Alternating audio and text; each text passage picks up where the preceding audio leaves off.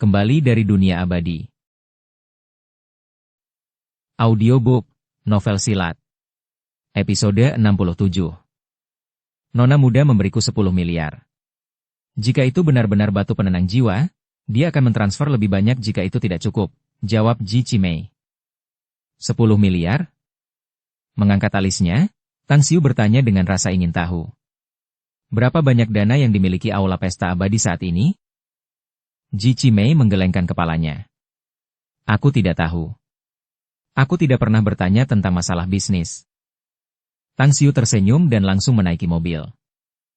4 orang menaiki 2 mobil dan segera melaju menuju pelabuhan Pulau Jingmen.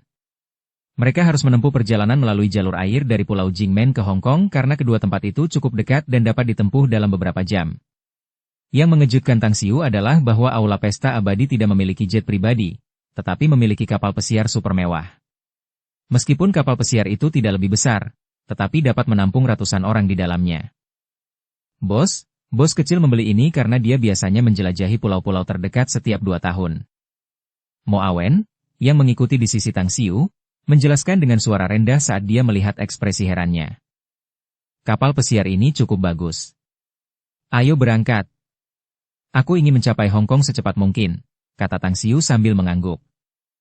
Baiklah. Mo Awen memimpin jalan untuk menaiki kapal penjelajah. Bab 274, Rumah Besar di Hong Kong. Pulau Hong Kong merupakan salah satu kota kosmopolitan paling makmur di dunia dan dikenal sebagai mutiara dari timur. Seiring berjalannya waktu dan perkembangan, kota ini telah menjadi tempat yang mahal, surga bagi para pencinta kuliner dunia, surga belanja, dan tempat lahirnya mimpi. Kapal pesiar mewah berlabuh di Pelabuhan Victoria dan menarik banyak perhatian di pantai. Lagi pula, harga kapal pesiar mewah ini melampaui sebagian besar kapal pesiar mewah lainnya di pelabuhan ini. Bos, mobilnya sudah datang. Setelah menelepon, Mo Awen mengikuti Tang Xiu menuju pantai sambil berbisik. Aula Pesta Abadi punya orang di Hong Kong? Tanya Tang Xiu dengan heran. Kami punya cabang di sini. Aula Pesta Abadi punya total 5 cabang di negara ini. Selain cabang di Pulau Jingmen, kami juga punya cabang di Hong Kong dan Macau. Sebelum datang ke Hong Kong, saya menelepon kepala restoran di sini, jawab Mo Awen. Begitu? Tang Xiu mengangguk. Mengingat bahwa Balai Pesta Abadi memiliki dana yang sangat besar, itu menunjukkan bahwa bisnis mereka tidak hanya terbatas pada Pulau Jingmen. Setelah hening sejenak, dia bertanya.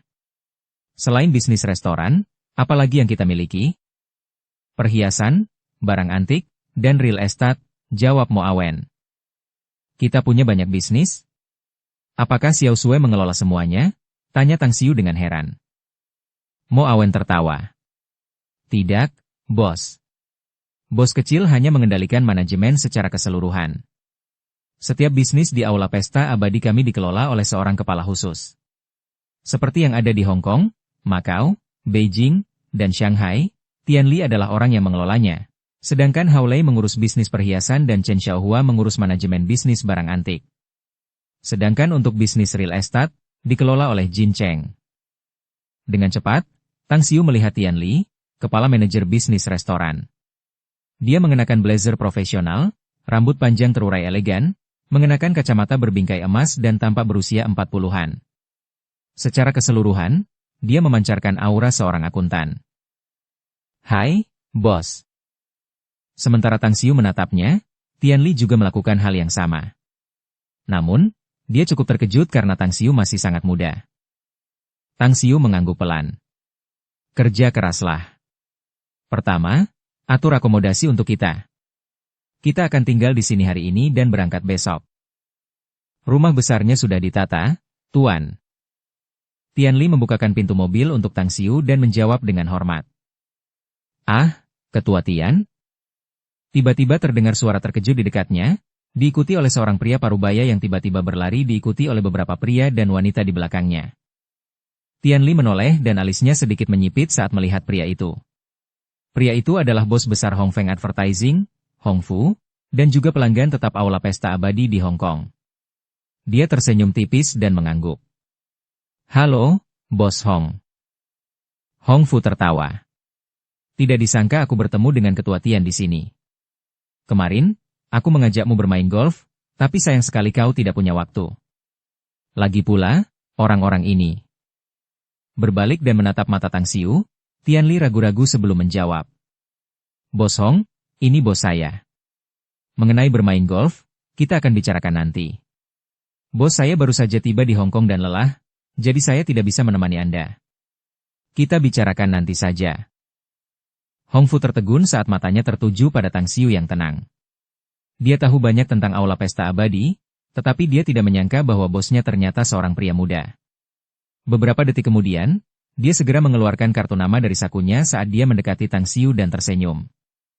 Halo, saya Hong Fu. Pemilik Hong Feng Advertising. Saya merasa terhormat bertemu dengan Anda hari ini, bolehkah saya tahu nama belakang pria itu? Tang Xiu mengambil kartu nama itu dan meliriknya sekilas, lalu berkata pelan. Nama keluarga Kutang.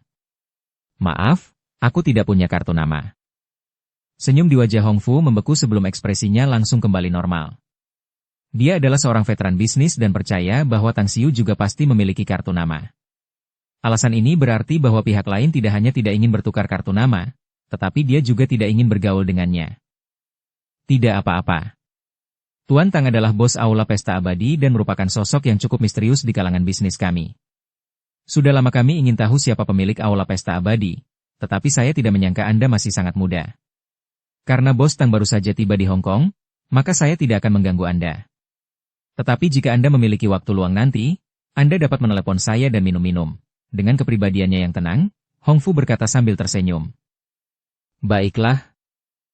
Tang Xiu mengangguk dan kemudian segera menaiki mobil. Kedua mobil itu mulai melaju dan dengan cepat menghilang di ujung jalan. Beberapa pria dan wanita di belakang Hong Fu tiba ketika salah satu pria parubaya menatapnya dan berkata dengan acuh tak acuh. Hong tua, pemuda itu gila. Dia hanya bos kecil dari aula pesta abadi, mengapa kamu harus bersikap begitu sopan padanya? Hong Fu berbalik dan memaksakan senyum. Apa kau benar-benar mengira dia hanya bos kecil sebuah restoran? Hahaha, aula pesta abadi bukanlah restoran biasa.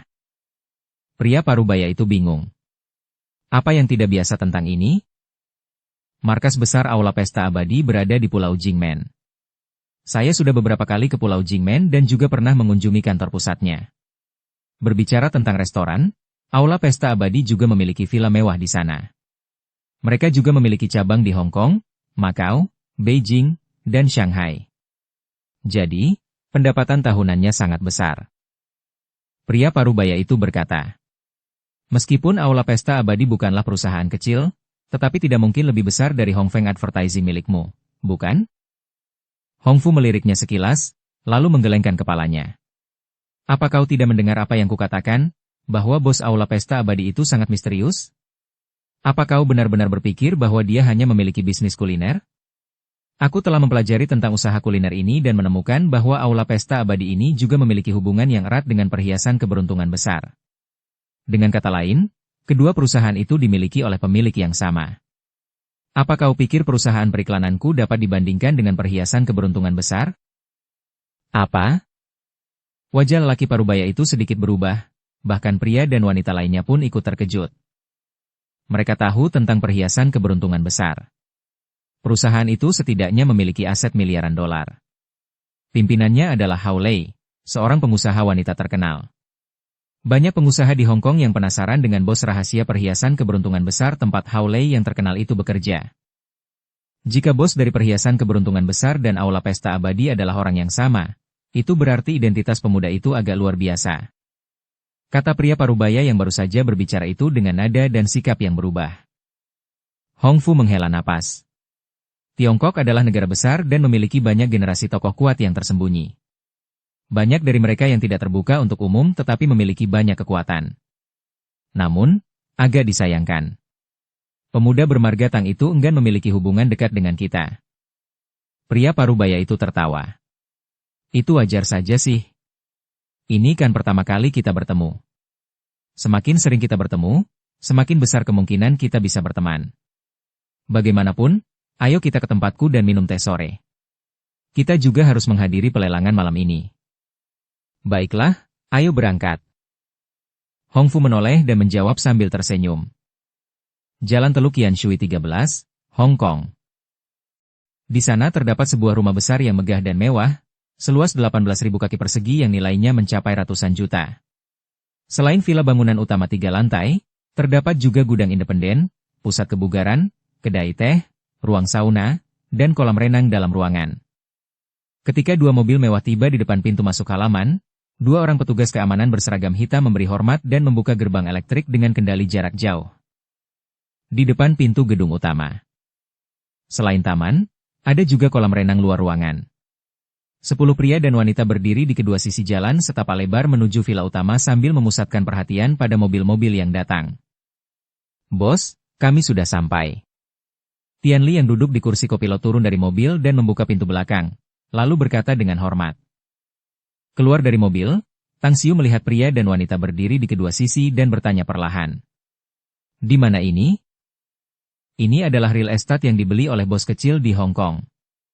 Dia datang ke Hong Kong 2 kali dalam beberapa tahun terakhir dan tinggal di sini. Kemarin saya menerima berita bahwa Tetua Ji akan datang ke Hong Kong, jadi saya merapikan tempat ini terlebih dahulu. Kecuali para pembantu yang bertanggung jawab atas pemeliharaan harian, tidak ada orang lain yang tinggal di sini," jawab Tianli dengan hormat. Tang Xiu mengangguk dan berjalan menuju bangunan utama villa. Villa itu mewah dan memiliki dekorasi interior yang mengesankan. Melihat sekeliling, Tang Xiu cukup menyukai villa ini karena villa ini lebih mewah daripada villanya di kota Gerbang Selatan.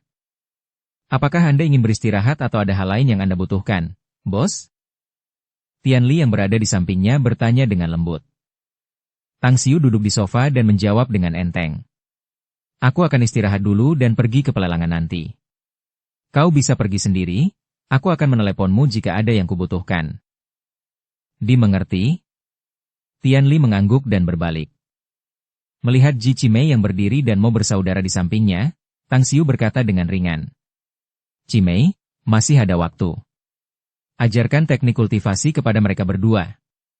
Aku akan beristirahat dulu, panggil aku jika sudah waktunya untuk pergi." "Baik, Tuan." Ji Cimei mengangguk dengan hormat. Ekspresi gembira terpancar dari mata Mo Awen dan Mo Au.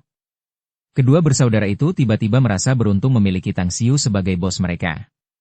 Mungkin, jika mereka mengikuti kehidupan asli mereka mungkin tidak akan diajari teknik kultivasi untuk waktu yang singkat. "Terima kasih, bos." Keduanya berlutut dan tidak dapat menahan kegembiraan di wajah mereka. Tang Xiu menggelengkan kepalanya. "Tidak perlu berterima kasih padaku. Kau tahu apa yang kupikirkan. Kesetiaan adalah yang terpenting. Xiao Sui telah memberitahuku tentang penampilanmu dan juga betapa berdedikasinya dirimu selama ini. Dia sangat puas dan kuharap kau bisa membuatku puas nanti." "Ya," jawab keduanya dengan serius. Sambil melambaikan kepalanya, Tang Xiu memberi isyarat kepada ketiganya untuk mengurus urusan mereka saat ia pergi ke lantai 2. Saat ia sampai di ruang utama, ia menemukan bahwa dekorasi di dalamnya memiliki sentuhan feminin. Ada juga banyak pakaian wanita di dalam ruang ganti, yang membuatnya menyadari bahwa Gu Xiaosui seharusnya pernah menggunakan ruangan ini sebelumnya. Segera setelah itu, ia mencari kamar lain di sebelah dan mengambil dokumen pulau pribadi yang dibeli dari kopernya. Semua dokumen hukum dan relevan telah diurus dan diberikan kepadanya saat ia membeli pulau itu, tetapi ia belum membacanya dengan saksama karena banyak hal. Jadi, ia meluangkan waktu sebelum pergi, ia memutuskan untuk membiasakan diri dengan pulau itu secara menyeluruh sehingga ia dapat lebih memahami situasi di sana. Bab 275, Kecelakaan Lalu Lintas. Setelah mengeluarkan dokumen, hal pertama yang diambil Tang Xiu adalah setumpuk foto. Dia tidak membaca dokumen dengan tergesa-gesa, tetapi malah mengambil setumpuk foto dan melihatnya dengan saksama. Dalam foto-foto itu terlihat sebuah pulau yang sangat besar di tengah lautan biru, dengan bukit-bukit yang saling bertautan dan pepohonan yang rimbun. Pemandangannya sangat indah. Di puncak tengah pulau itu terdapat sebuah kastil bergaya Eropa yang megah, dengan jalan datar dan mulus yang bercabang ke 3 arah. Satu jalan menuju kastil, satu jalan menuju tempat parkir di dekatnya, dan satu jalan lagi menuju landasan pesawat. 9 bukit membentang ke arah laut, dengan pavilion kecil bergaya Eropa di setiap bukit. Sebuah jalan menurun menuju wilayah laut tempat beberapa kapal pesiar berlabuh di dermaga pribadi. Itu adalah Pulau 9 Naga. 9 naga meludahkan mutiara. Dia menatap gambar-gambar itu. Semakin dia melihatnya, semakin dia merasa puas. Tanah yang diberkati yang dia gunakan untuk bercocok tanam di dunia abadi disebut area rahasia 9 naga meludahkan mutiara. Hanya dengan melihat pemandangan luarnya, itu mirip dengan yang ada di dalam pikirannya. Satu-satunya perbedaan adalah bahwa 9 naga meludahkan mutiara di dunia abadi 100 kali lebih besar dari Pulau 9 Naga. Setelah aku menguasai Pulau 9 Naga ini, hal pertama yang harus kulakukan adalah menghubungi perusahaan real estate terdekat dan mengembangkannya secepat mungkin. Sayang sekali perusahaan real estate keluarga Long tidak beroperasi di wilayah ini, kalau tidak akan lebih mudah. Setelah mendesah dalam hati, Tang Xiu kemudian membaca informasi terperinci. Namun, dia tidak mempercayai keandalan informasi tersebut karena dokumen itu sendiri tidak terlalu terperinci. Ketuk, ketuk, ketuk. Saat sedang membaca dokumen dan menganalisanya, pintunya diketuk. Datang. Tang Xiu meletakkan dokumen itu dan berbicara dengan ringan. Pintu terbuka saat Ji Qimei berbicara kepadanya. Yang mulia, saatnya pergi. Mengangguk, Tang Xiu menjawab. Tunggu aku. Aku akan segera ke sana. Ya, Tuhan. Setelah Ji Qimei meninggalkan ruangan, Tang Xiu mengemasi dokumen-dokumen dan menaruhnya ke dalam tempat penyimpanan dokumen. Ia kemudian pergi ke kamar mandi untuk mencuci mukanya dan kemudian tiba di halaman villa.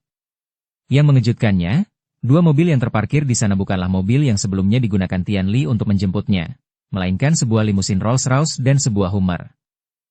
Di mana mobil yang kita tumpangi? Tang Xiu bertanya dengan heran. Mo Awen yang berdiri di depan pintu mobil Rolls-Royce, menjawab sambil tersenyum. Mobil-mobil itu diparkir di garasi. Beberapa tahun yang lalu, Little Boss suka mengoleksi berbagai jenis mobil. Saya memesannya dari luar negeri. Berapa banyak mobil yang ada di garasi sekarang? Tanya Tang Xiu. 4. Selain 2 itu ada juga 2 mobil sport, jawab Mo Awen. Mengambil mobil ini agak berlebihan, bukan? Tang Xiu memaksakan senyum masam. Mo Awen tertawa. Bos, ini Hong Kong, ada banyak mobil mewah di sini. Senyum masam di wajah Tang Xiu langsung menghilang. Kalau dipikir-pikir, tempat-tempat mahal seperti Hong Kong punya banyak orang kaya. Bahkan, di berita, internet, dan TV, orang-orang kaya di Hong Kong juga sangat suka membeli berbagai macam mobil mewah. Sepertinya orang terkaya, Li Juren, juga ada di Hong Kong. Pikiran itu terlintas di benak Tang Xiu saat ia menaiki mobil melalui pintu yang dibukakan oleh Mo Awen. Ini adalah pertama kalinya ia menaiki limusin Rolls-Royce. Desain interiornya sangat mewah dan sangat nyaman untuk dikendarai. Ada sofa, meja kecil, TV LCD, dan lemari es di dalamnya. Kehidupan orang kaya benar-benar mewah. Tang Xiu mendesah dalam hatinya. 20 menit kemudian, saat Tang Xiu merasa mengantuk, dia tiba-tiba merasakan mobilnya berguncang dan bodinya dengan cepat bergoyang ke samping, menghantam pagar di pinggir jalan. Apa yang telah terjadi? Tang Xiu tiba-tiba terbangun dan menggeram. Mo Awen telah menghentikan mobilnya saat itu. Ia berbalik dan tersenyum. Ada beberapa mobil sport, salah satunya melintas meskipun lampu merah dan menabrak mobil kami. Tang Xiu melihat keluar jendela dan melihat sebuah mobil merah di dekatnya yang juga menabrak trotoar. Seorang pria dan wanita muda keluar dari mobil. Pria muda itu mengenakan anting-anting dan rambutnya dicat ungu, tampak tampan, dan memiliki ekspresi marah, sedangkan gadis itu mengenakan pakaian seksi dan tampak agak pucat. Berderak. Saat itu, ada 3 mobil sport lain yang berhenti di sekitar lokasi kejadian. Meski tak ada seorang pun yang turun dari ketiga mobil sport itu, mereka tetap membunyikan klakson. Sambil menatap Mo Awen dan mengernyitkan alisnya, Tang Xiu berkata, "Keluarlah dan lihatlah mereka. Waktu kita terbatas, kita tidak bisa menundanya di sini." Ya. Setelah turun, pemuda berambut ungu itu dengan marah mengangkat tangannya dan berteriak. Apa yang salah denganmu? Apakah kamu merasa begitu hebat mengendarai Rolls-Royce sehingga berani menghalangi mobilku? Apakah kamu tahu siapa aku? Siapa kamu? Mo Awen tampak muram saat bertanya. Pemuda itu menepuk-nepuk penutup Rolls-Royce dan berkata dengan keras. Jiang Yu. Apakah kamu pernah mendengar tentangku? Mo Awen menjawab dengan dingin dan acuh tak acuh. Tidak pernah mendengar tentangmu. Kaulah yang menabrak mobilku. Masalah ini akan diurus oleh orang lain dan kau harus membicarakan kompensasinya dengan mereka. Setelah berkata demikian, dia menghubungi nomor ponsel Tian Lehie. Jiang Yu mencibir. Aku harus mengganti rugi? Lelucon apa ini? Siapa kalian? Siapa orang hebat di dalam sana? Hah? Keluarlah dan temui aku. Mo Au dan Ji Qimei keluar dari Huma. Mo Au yang pemarah mendengus dingin dan menggeram. Aku akan memberimu kesempatan untuk keluar dari sini. Aku tidak peduli siapa dirimu, beberapa orang akan memeriksa identitasmu nanti dan mereka akan mengurus masalah kompensasi denganmu. Jiang Yu mengerutkan kening. Dia tahu bahwa dia tidak boleh bertarung jika peluangnya tidak berpihak padanya. Namun, dia tidak bisa menerima omelan orang lain. Dia segera melambaikan tangan kepada mobil sport lainnya untuk berhenti. Ayu, kamu tidak bisa menyelesaikan masalah sepele seperti itu?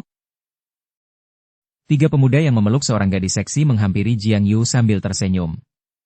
Mereka melirik Mo bersaudara sebelum akhirnya mata mereka tertuju pada Ji Qimei. Salah satu pemuda mengejek. Ayu, seperti yang kukatakan, kau terlalu ceroboh. Kecepatan mobil kita cepat, bukan? Saat kau menyetir, apakah kau mencium pacarmu yang cantik? Hahaha, lihatlah, wanita tua itu sudah sangat tua, salahmu jika kau membuatnya takut. Jiang Yu mencibir dan menunjuk ke arah saudara-saudara Mo, sambil berkata. Kedua orang ini menyinggung perasaanku. Aku agak tidak senang dengan hal itu. Siapapun di antara kalian yang membantuku memberi mereka pelajaran, aku akan mengajak kalian untuk bersenang-senang malam ini. Pemuda itu memutar matanya dan mengumpat. Dasar idiot. Apa kau tidak tahu kalau orang pintar tidak akan melawan saat peluang tidak berpihak padanya? Lihatlah mereka. Mereka sangat kuat dan tangguh. Kau hanya akan mengundang masalah jika melawan mereka. Baiklah, aku akan mengurus ini, beberapa orang akan mengurus mereka nanti. Kita harus cepat pergi. Kalau polisi lalu lintas datang ke sini, kita akan mengoceh lagi nanti. Sambil menunjuk ke arah Mo bersaudara, Jiang Yu melangkah mundur dan berteriak. Kalian berdua tunggu saja. Aku akan mengingat kalian. Tunggu ayah ini, aku, untuk membuatmu bersujud dan meminta maaf kepadaku. Nada yang sangat besar. Tang Xiu turun dari mobil dan menatap beberapa pemuda dengan tatapan dingin dan acuh tak acuh, lalu berkata dengan acuh tak acuh. Apakah kalian berdua baru saja mendengar apa yang dia katakan? Untuk anak yang merajalela seperti itu, jangan bilang dia tidak layak untuk dibersihkan terlebih dahulu dan bersujud padamu. Saudara-saudara Mo terkejut sesaat. Kemudian, Mo Au tersenyum lebar dan bergerak dalam sekejap saat dia muncul di hadapan Jiang Yu dan menamparnya dengan keras. Hanya dengan satu tamparan di wajahnya, dia membuat Jiang Yu terpental 4 hingga 5 meter sebelum dia menghantam tanah di luar dengan keras. Sedangkan Mo Awen mengepakkan sayap dan menendang pemuda yang baru saja berbicara itu. Sambil menggelengkan kepalanya, Tang Xiu berbalik dan berjalan menuju Hummer. Dia tidak ingin membuang-buang waktunya untuk celana sutra yang remeh ini. Sialan. Hentikan. Wajah dua pemuda lainnya berubah drastis ketika salah satu dari mereka meraung keras. Mo Au tersenyum sinis, meninjunya dan menjatuhkannya ke tanah. Dia berdiri diam di sana dan bertanya dengan nada tegas pada pemuda pucat itu. Katakan padaku, siapakah bajingan-bajingan ini? Kaki pemuda itu agak gemetar, tetapi dia masih menggeram. Kau sedang sial. Jiang Yu adalah putra tertua dari bos grup Jiang, Chen Fei adalah pewaris Wanyuan Real Estate, dan Du yang adalah tuan muda dari pabrik anggur Dukang. Siapapun kau, pukul saja mereka bertiga, kau akan membayar harga yang sangat mahal untuk ini. Dan kau? Kau tuan muda dari keluarga siapa? Mo Awen bertanya dan mengejek. Pemuda itu melangkah mundur tanpa sadar dan menggeram. Aku tidak menyinggungmu, jadi kamu tidak perlu memukulku. Aku dari keluarga Qi Changqing. Sambil menatapnya dengan tatapan dingin dan acuh tak acuh, Mo Awen berkata dengan acuh tak acuh. Anggaplah dirimu cukup bijaksana. Bawa mereka dan pergilah dari sini. Jika salah satu dari kalian muncul di hadapanku lagi, kalian akan berakhir lebih buruk dari ini. Katakan kepada para tetua bermarga Jiang itu bahwa dia harus membayar ganti rugi karena menabrak mobil bos kita. Setelah mengatakan itu, dia, Mo Au dan Ji Qimei berbalik dan berjalan menuju Hummer. Tak lama kemudian, Hummer mulai melaju dan pergi, meninggalkan Rolls-Royce di sana. Mengenai akibat dari masalah ini, Tianli akan bergegas ke sini nanti. Mereka tidak perlu mengurusnya. Qi Changqing dan keempat gadis seksi itu membantu Jiang Yu, Chen Fei, dan Du yang berdiri. Qi Changqing menggelengkan kepalanya dan berkata, Jiang Yu, Chen Fei, kalian benar-benar terlalu gegabah kali ini. Harga mobil mewah Rolls-Royce ini setidaknya puluhan juta yuan dan saya khawatir orang-orang yang memiliki mobil seperti itu bukanlah orang biasa. Namun, saya belum pernah melihat pemuda itu di Hong Kong sebelumnya. Jika tebakan saya benar, dia pasti datang dari luar Hong Kong. Pipi Jiang Yu bengkak. Ada juga noda darah di sudut mulutnya. Dia terlempar dan kepalanya membentur tanah dengan keras. Dia menutupi pipinya yang bengkak dan meraung penuh kebencian. Aku tidak peduli siapa dia. Berani memukulku mereka harus bersiap untuk pembalasan. Jika aku tidak membuat mereka bersujud dan meminta maaf kepadaku, aku akan mengubah nama keluargaku menjadi miliknya. Dengan kebencian dan kemarahan yang sama, Chen Fei juga berteriak. Ada beberapa orang tak tersentuh yang tidak bisa kita ganggu di Hong Kong. Tapi anak itu sama sekali bukan salah satu dari mereka. Aku akan mengirim beberapa orang untuk mencari dan membunuhnya. Bab 276, Niat Jahat. Kecelakaan itu hanyalah kejadian kecil bagi Tang Xiu. Dengan kekuatannya saat ini, dia tidak takut meskipun musuhnya sangat kuat. Jika pihak lain membayar ganti rugi dengan tulus, maka semuanya baik-baik saja.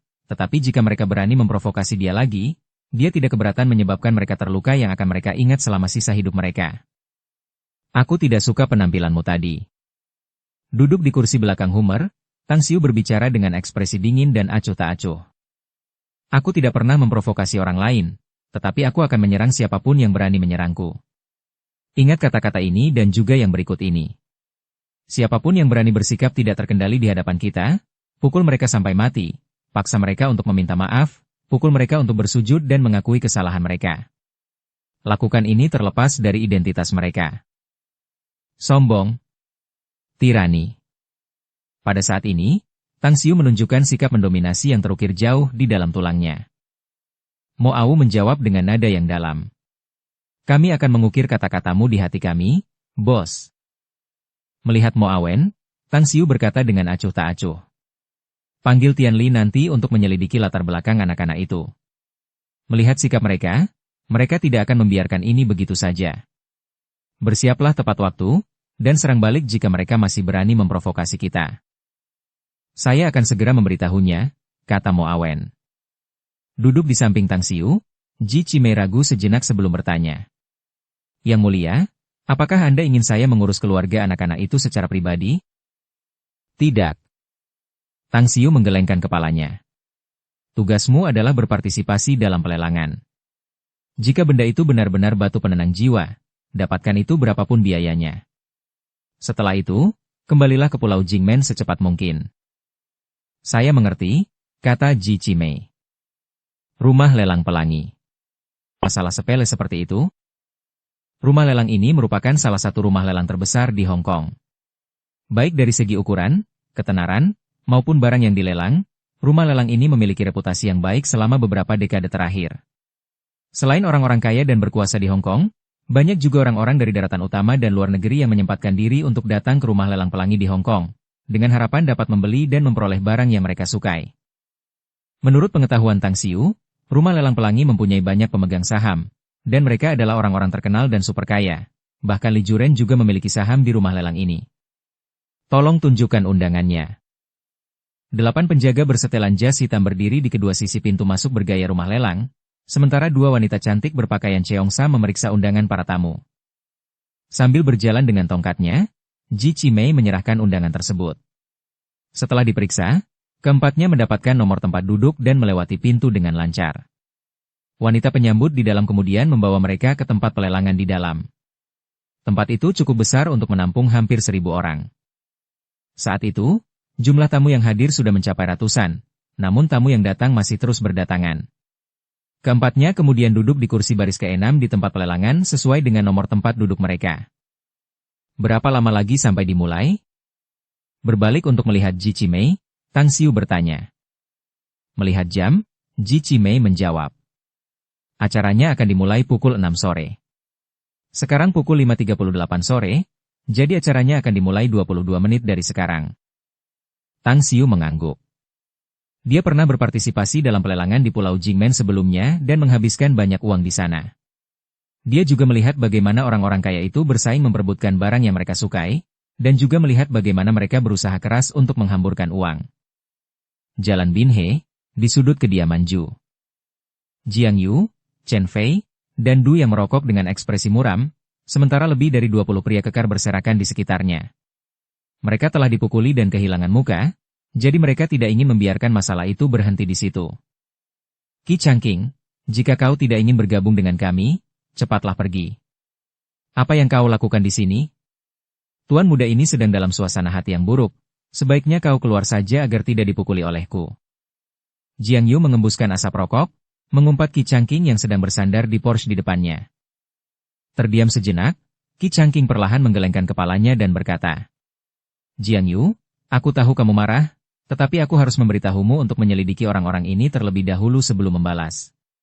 Kamu juga tahu bahwa mengenal musuhmu akan memberimu kemenangan, kata-kata ini tidak dimaksudkan untuk dianggap enteng. Pergi. Chen Fei memarahinya dengan ekspresi dingin. Melihat ketiga sahabatnya, Qi Changqing tiba-tiba merasa bahwa mereka benar-benar terbelakang. Pada saat ini, dia juga merasa bahwa dia juga idiot karena mempermainkan mereka selama bertahun-tahun. Dia memiliki firasat samar bahwa pemilik Rolls-Royce itu bukanlah orang biasa. Karena itu, dia tidak ingin terlibat dalam hal ini. Jika itu akan menimbulkan masalah, posisinya di keluarganya juga akan sangat terpengaruh. Setelah hening sejenak, dia melambaikan tangan ke arah dua pria besar dan masuk ke dalam Porsche-nya. Menyalakan mobil, dia segera pergi. Namun, dia tidak benar-benar pergi, dan malah memutar balik gedung di depannya setengah putaran lalu memarkir mobilnya di dekat gedung. Setelah dia memasuki gedung, dia dan dua pria besar itu memasuki ruangan dan melihat ke bawah melalui jendela kaca, memperhatikan Jiang Yu dan yang lainnya. Suram dan muram, kilatan dingin melintas di mata Jiang Yu saat dia berbicara dengan nada tenggelam. Orang bermarga Qi itu telah pergi. Setelah ini, dia bukan lagi salah satu dari kita. Siapapun yang berani menjalin hubungan dengannya nanti akan berselisih denganku, Jiang Yu. Chen Fei mencibir. Bajingan itu hanya ingin terlihat sopan dan pantas ya. Tapi dia masih pengecut seperti dulu. Aku tahu dia penakut, tapi aku tidak pernah menyangka dia akan menjadi pengecut seperti ini. Setelah kita menghabisi anak itu, kita harus mencari kesempatan untuk mendorong Qi Changqing ke dalam lubang nanti. Kita harus memberitahu dia bahwa dia tidak lebih dari sekadar kentut jika dia tidak bergabung dengan kita, saudara-saudara. Peristiwa Rolls-Royce yang serius dan traumatis itu masih terbayang di benak Duyang. Dia telah mengirim seseorang untuk memeriksa pemilik mobil itu, tetapi tidak ada kabar sampai sekarang. Ia memiliki intuisi yang sangat tajam tentang bahaya, yang ia peroleh saat berusia 8 tahun setelah diculik. Perasaan yang sama muncul di dalam hatinya saat ia melihat pemuda itu. Dipukuli memang memalukan, tetapi ia mungkin tidak ingin ikut-ikutan jika ia tidak dipukuli. Menurutku, kita harus menyelidiki latar belakang mereka sepenuhnya sebelum kita membalas dendam. Kita bertiga memang cukup berkuasa di Hong Kong, tetapi tetap saja, sulit untuk mengatakan apakah kita bisa menjadi penguasa sejati dari ketiga keluarga kita di masa depan. Jika kita membuat kekacauan kali ini, posisi kita di keluarga kita akan sangat terpengaruh. Terutama untukmu, Jiang Yu. Meskipun kamu adalah putra tertua dari grup Jiang, tetapi ayahmu lebih menyukai adik laki-lakimu. Du yang mematikan puntung rokoknya dan berbicara dengan nada berat. Mendengarnya, Jiang Yu langsung terdiam. Dia mungkin sombong, egois, dan tidak patuh, tetapi dia bukan orang bodoh. Orang yang bisa memiliki Rolls-Royce, jika dia tidak menyewanya atau ingin pamer, orang itu mungkin benar-benar memiliki kekuatan besar. Posisinya saat ini di rumah agak canggung. Jadi, jika dia benar-benar memiliki keranjang besar, mungkin adik laki-lakinya yang akan mengambil alih posisi sebagai kepala keluarganya. Setelah terdiam selama setengah menit, Jiang Yu berkata perlahan. Kau benar. Tapi aku benar-benar tidak bisa melupakan masalah hari ini.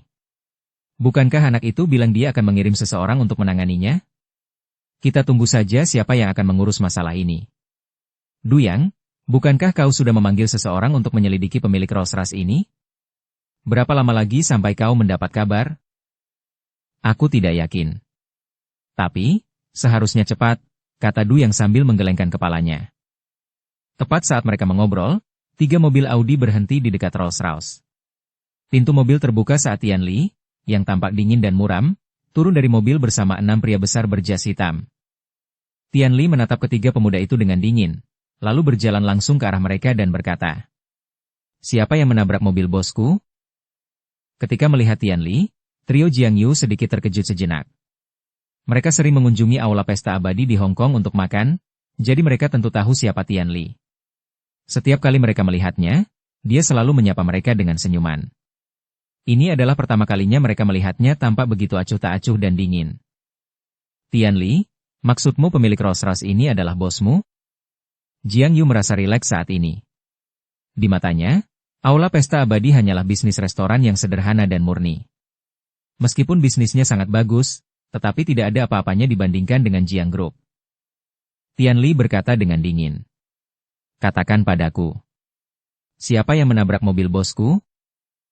"Itu aku." "Apa yang ingin kau lakukan sekarang?" Jiang Yu mendengus dingin karena marah. Mendengar itu, Tian Li melangkah maju ke depannya. Tanpa berkata apa-apa, dia menampar wajahnya dengan keras. Kekuatannya cukup kuat karena sisi lain pipi Jiang Yu yang bengkak menjadi merah dan bengkak. Yang terakhir terhuyung mundur beberapa langkah sebelum jatuh dengan keras ke tanah. "Tian Li, kamu mencari kematian." Chen Fei terkejut dan langsung menjadi marah. Dia dengan cepat memberi isyarat kepada orang-orang besar di sekitarnya dan berteriak ke belakang. Tian Li mendengus dingin. Sosoknya langsung melintas di depan Chen Fei. Dia mengangkat tangannya dan menampar wajahnya dengan keras. Kekuatan yang dia gunakan kali ini bahkan lebih besar karena Chen Fei langsung terlempar. "Bunuh jalang ini." Jiang Yu merangkak dari tanah dengan susah payah dan meraung marah. Dalam sekejap, lebih dari 20 orang besar di sekitar dan 6 orang yang dibawa oleh Tian Li saling beradu. Pada saat yang sama, mereka juga menghunus pisau dan tongkat yang mereka bawa di pinggang dan lengan baju mereka. "Orang bodoh." Mundur 2 langkah, Tian Li memegang lengannya dan melirik ke arah perkelahian di sekitarnya, sambil mengumpat dengan jijik. Rasa dingin terpancar di mata keenam pria besar yang dibawanya. Pergelangan tangan mereka bergetar saat belati tajam muncul di tangan mereka. Hampir tanpa ragu, mereka dengan cepat menyapa ke-20 pria besar itu. Bang, bang, bang. Engah. Bang. 6 orang besar dari aula pesta abadi bergerak sangat cepat. Ilmu bela diri mereka berkali-kali lipat lebih kuat dibandingkan dengan 20 orang besar itu. Hanya dalam waktu setengah menit, mereka telah benar-benar menggilas mereka ke tanah. Sambil menyapu wajah Jiang Yu dan Chen Fei yang bengkak dengan ekspresi terkejut, mata Tian Li akhirnya tertuju pada Du Yang, dan berkata dengan dingin.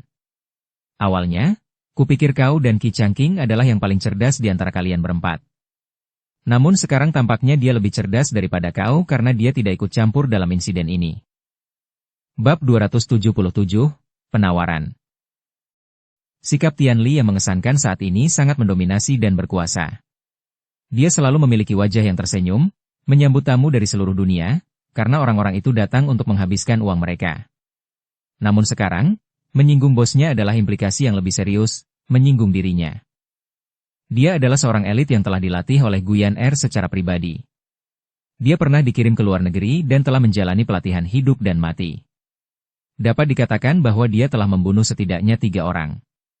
Penampilannya yang ramah biasanya hanyalah kamuflase. "Aku akan memberimu kesempatan untuk pergi sekarang. Minta para tetua untuk meminta maaf kepada aula pesta abadiku. Jika tidak, nasibmu tidak akan lebih baik daripada mereka berdua." Ekspresi ketakutan dan khawatir terpancar di wajah Du Yang. Ia menelan ludahnya dengan putus asa, memperhatikan 20 orang besar yang jatuh. Ia melihat ke 6 orang besar yang dibawa oleh Tian Li. Setelah terdiam beberapa saat, ia kemudian berkata perlahan. "Karena aku sudah membuat kesalahan besar hari ini, aku khawatir hanya para tetua keluargaku yang bisa maju. Mengenai apakah mereka akan datang untuk meminta maaf, aku tidak bisa mengatakannya dengan pasti.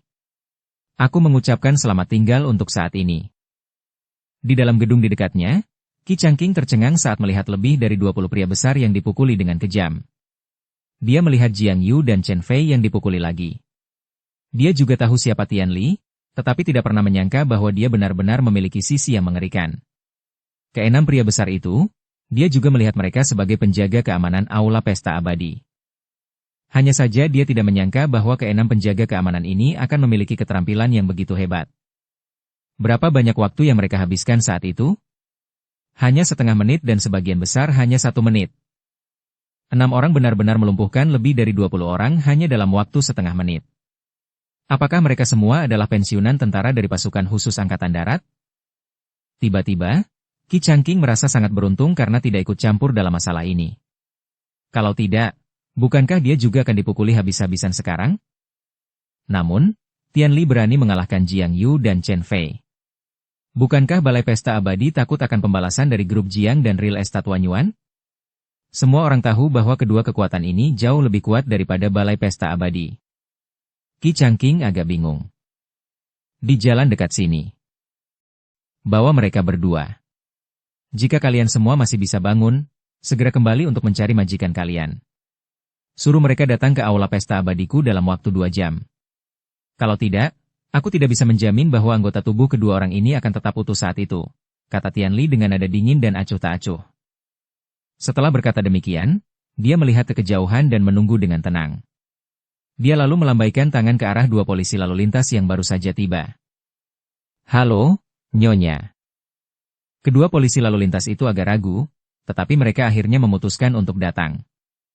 Saya yakin Anda juga akan menyelidiki kecelakaan lalu lintas ini dengan jelas. Ingatlah untuk tidak bertindak seolah-olah Anda tidak tahu.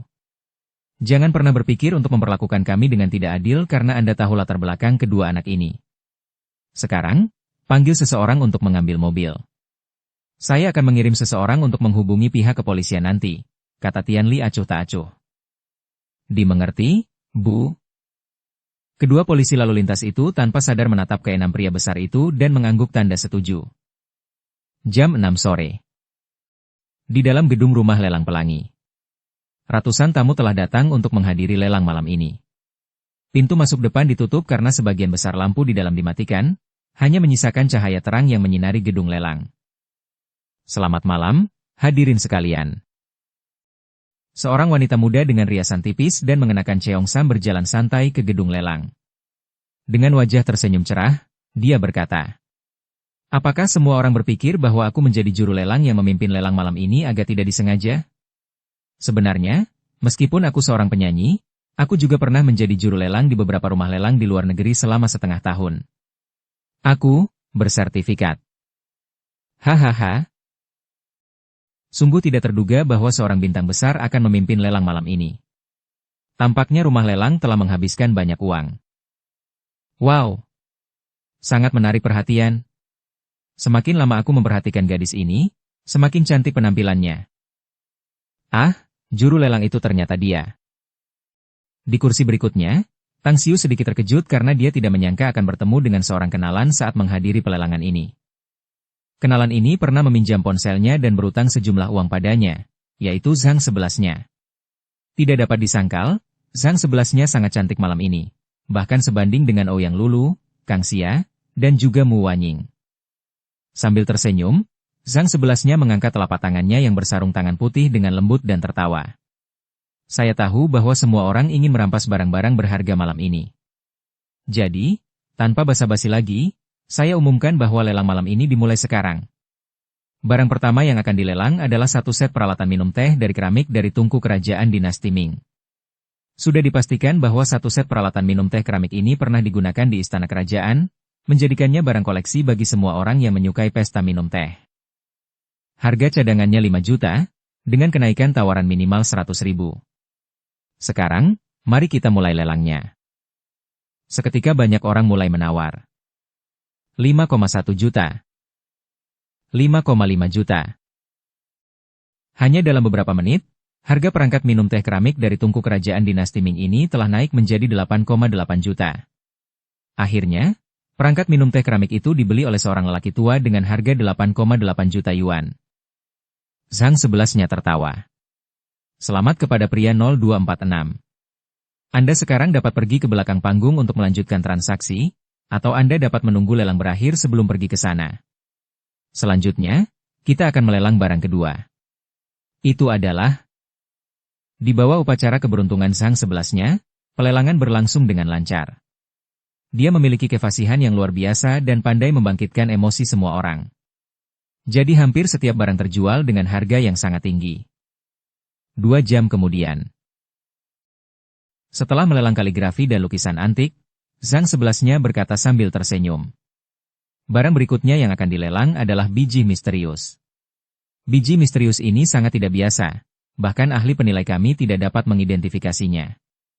Yang dapat saya katakan kepada semua orang adalah, biji ini memiliki efek magis bagi siapapun yang memakainya. Ini akan memberikan semacam perasaan damai dan tentram dan bahkan membuat mereka merasa nyaman. Awalnya, bos besar rumah lelang kami ingin menyimpan biji ini, tetapi barang ini milik pengirim yang mempercayakan kami untuk melelangnya. Oleh karena itu, kami hanya dapat melakukan apa yang diinginkan klien. Jadi, jika bos besar menginginkannya, saya khawatir Anda harus membelinya melalui lelang. Harga cadangan adalah 1 juta, dengan kenaikan tawaran setidaknya 100.000 yuan untuk setiap tawaran.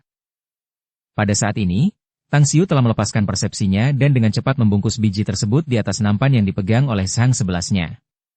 Bersamaan dengan pengindraannya, ia telah memastikan bahwa biji tersebut memang batu penenang jiwa dan juga memiliki kualitas terbaik. Bumi pasti memiliki hubungan yang dalam dengan dunia abadi, kalau tidak, mustahil untuk mendapatkan begitu banyak harta karun yang berharga dari sana. Berpikir dan mendesah dalam hati, Tang Xiu segera menawar. Dia pernah berpartisipasi dalam pelelangan dan tahu betul bahwa jika seseorang benar-benar ingin membeli sesuatu yang mereka sukai, mereka baru akan mulai menunjukkan modalnya nanti. 1,1 juta. 1,2 juta. Setelah tawaran dari 2 pengunjung, tempat itu menjadi sepi. Melihat situasi ini, Zhang sebelasnya tidak patah semangat dan malah tersenyum. Yah, seperti yang dikatakan orang dahulu, batu giok dapat menyehatkan manusia. Pakar penilai rumah lelang kami percaya bahwa bijinya juga dapat menyehatkan dan menjaga kesehatan manusia. Jadi, saya harap semua orang menawar dengan antusias. Lagi pula, hal-hal yang dapat membawa manfaat baik bagi kita benar-benar langka dan langka. 2 juta. Saat dia selesai berbicara, seseorang langsung menawar. 2,5 juta. 2,8 juta. 8 juta. Hanya dalam beberapa menit, harganya naik menjadi 8 juta. 8 kali lipat dari harga dasar. Akhirnya, orang yang ikut lelang pun jauh lebih sedikit dan hanya ada 2 atau 3 orang yang masih menaikkan harga. Tang Xiu menoleh dan mengangguk pada Ji Qimei. Kemudian, dia mengangkat plakatnya dan berbicara dengan nada yang dalam. 10 juta.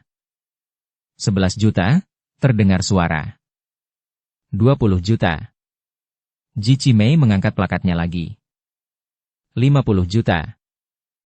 Pihak lain menyuarakan tawarannya lagi dengan nada yang dalam. Pada saat yang sama, lelaki tua yang baru saja menawar di barisan depan menoleh untuk melihat Ji Qimei. Seperti biasa, Ji Qimei tetap acuh tak acuh, mengangkat plakatnya lagi dan berkata, 100 juta.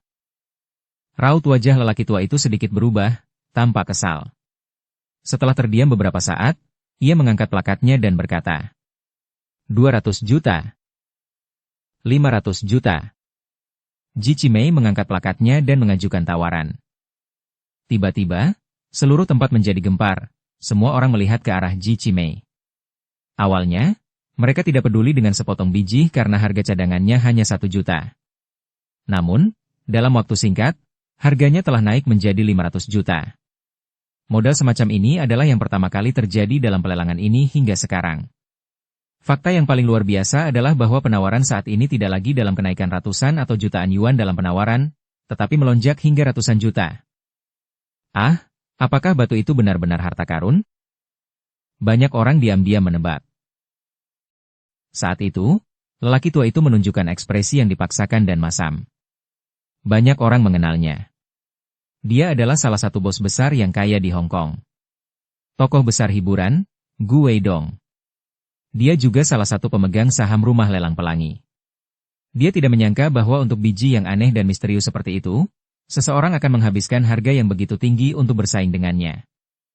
500 juta tidak ada apa-apanya baginya, tetapi dia dapat melihat bahwa cara pihak lain adalah untuk benar-benar menang. Oleh karena itu, dia sangat menyadari bahwa bahkan jika dia menaikkan tawaran, pihak lain akan menawar lebih tinggi. Dan mungkin, karena lelang ini, dia akan berselisih dengan mereka. Kalau begitu, biarkan saja. Sepertinya dia tidak ditakdirkan untuk mendapatkan biji itu. Guido menggelengkan kepalanya dan menyerah. Pada saat ini, tatapan Zhang sebelasnya tidak tertuju pada Ji Qimei, tetapi melihat ke arah suara itu. Dia melihat Tang Xiu duduk di sana. Dia tidak menyangka akan melihat Tang Xiu di sini.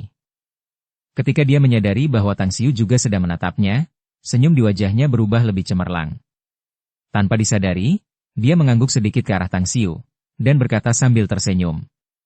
Sepertinya seseorang memiliki persepsi yang tajam untuk mengidentifikasi mutiara. Wanita 0125 telah menawar 500 juta. Apakah ada orang lain yang ingin menawar lebih tinggi? Jika tidak, biji berharga ini akan menjadi milik wanita 0125. Dukung channel Novel Silat dengan subscribe, follow, like, komen dan share.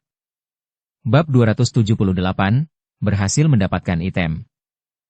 Ratusan tamu di tempat pelelangan terdiam. Mereka pikir tidak ada gunanya membeli sebongkah biji seharga 500 juta. Semua orang memandang Ji Qimei dengan ekspresi agak aneh. Bahkan banyak orang yang dalam hati berkata, inikah kemewahan orang multijutawan? Di sisi lain, sebagai juru lelang, melihat bahwa tidak ada yang ingin menaikkan tawaran, Zhang sebelasnya segera tersenyum dan berkata, karena tidak ada seorang pun di antara hadirin yang ingin menaikkan tawaran, maka biji ini akan diberikan kepada wanita 0125. Apakah Anda akan melakukan transaksi di belakang panggung atau menunggu sampai lelang berakhir? Aku pergi sekarang. Ji Qimei berdiri, mengangguk sedikit ke arah Tang Xiu lalu langsung pergi. Akan tetapi, tindakannya membuat mata kebanyakan orang tertuju pada Tang Xiu. Bahkan Zhang sebelasnya pun tercengang. Dia telah bertanya kepada Ouyang Lulu, teman boudoirnya tentang Tang Xiu. Meskipun Ouyang Lulu tidak banyak bercerita tentangnya, tetapi apa yang diceritakannya cukup membuatnya diam-diam terkejut. Lelang selanjutnya dilakukan seperti biasa. Beberapa menit kemudian Ji Qimei kembali dengan batu penenang jiwa. Setelah menyerahkannya kepada Tang Xiu, dia berbisik. Yang mulia, kami telah berhasil memperoleh apa yang perlu kami beli. Haruskah kita pergi atau melanjutkan penawaran? Setelah merenung sejenak, Tang Xiu menjawab. Kamu pergi dulu dan ambil batu penenang jiwa ini. Bawa Awen bersamamu. Aku akan tinggal di sini untuk melihat apakah ada barang bagus lain yang bisa dibeli. Dimengerti, Tuan. Ji Qimei menurutinya sambil menatap Tang Xiu yang sedang mengamati batu penenang jiwa sebelum memberikannya padanya. Seolah mengingat sesuatu, dia segera mengeluarkan kartu ban dan menyerahkannya padanya. Tuan, masih ada 9,5 miliar yuan di kartu ini. Jika Anda melihat sesuatu yang Anda suka, Anda dapat membelinya dengan bebas. Tang Xiu tidak menolaknya karena dia benar-benar tidak punya uang. Setelah mengambilnya, dia melihat Ji Qimei yang pergi dan menyesal bahwa dia benar-benar bijaksana dan masuk akal. Uang, kekayaan, itu hanyalah harta duniawi. Dia tidak peduli dengan kekayaan, tetapi dia kekurangan sumber daya untuk kultivasinya. Dia ingin segera melatih sekelompok bawahan yang terpercaya. Selanjutnya, itu akan membutuhkan banyak sumber daya. Jika dia tidak punya uang, memang akan sulit baginya untuk menangani banyak hal. Jika sebelumnya, dia akan merasa canggung untuk mengambil uang dari aula pesta abadi. Tetapi sekarang, dia tidak memiliki perasaan seperti ini karena dia juga telah memberikan bahan-bahan kepada Ji Qimei untuk memurnikan pil, yang merupakan harta yang tak ternilai harganya. Namun, hanya 2 menit setelah Ji Qimei pergi, Zhang sebelasnya, di gedung lelang, berkata sambil tersenyum. Barang berikutnya yang akan dilelang adalah ginseng milenium. Sejauh yang saya ketahui, ada lelang yang diadakan di Pulau Jingmen yang juga melelang ginseng milenium. Jadi, dengan menambahkan barang ini sekarang, kami memiliki 2 kasus yang muncul tahun ini, sedangkan kami belum pernah melihat barang seperti itu dilelang di negara kami dalam 3 tahun terakhir. Jenis ginseng milenium ini akan dijual dengan harga dasar 100 juta, dengan kenaikan tawaran tidak kurang dari 5 juta. Sekarang, mari kita mulai lelangnya. Semburan cahaya melesat keluar dari mata Tang Xiu. Dia belum pernah membaca katalog lelang sebelumnya, jadi dia tidak tahu apapun yang akan dijual di lelang ini selain batu penenang jiwa. Ketika persepsinya menyelimuti ginseng milenium di atas nampan, ekspresinya sedikit berubah. Itu ginseng liar berumur 3.000 tahun? Setelah mengambil keputusan seketika, Tang Xiu segera meraih ponselnya dan menghubungi nomor Mo Awen. Ya, bos. Suara Mo Awen terdengar melalui telepon. Katakan pada Ji Cimei untuk kembali, kata Tang Xiu dengan nada yang dalam. Ya. Setelah mengakhiri panggilan, matanya tertuju erat pada ginseng liar berusia 3.000 tahun. 150 juta. Setelah 10 detik hening, seseorang langsung menaikkan harga sebesar 50 juta. Banyak yang mengenal orang itu, Raja Kacamata Hong Kong, Ke Zhentao. 160 juta. Meskipun banyak orang mengenal Ke Zhentao, tetapi banyak juga yang bertekad untuk mendapatkan ginseng liar milenium ini. Oleh karena itu, mereka juga tidak ingin mundur kali ini. 200 juta. Ke Zhentao menaikkan tawarannya. 210 juta. 250 juta. 260 juta. 270 juta. Bersambung ke episode 68. Dukung kami dengan subscribe, follow, like, komen dan share. Terima kasih.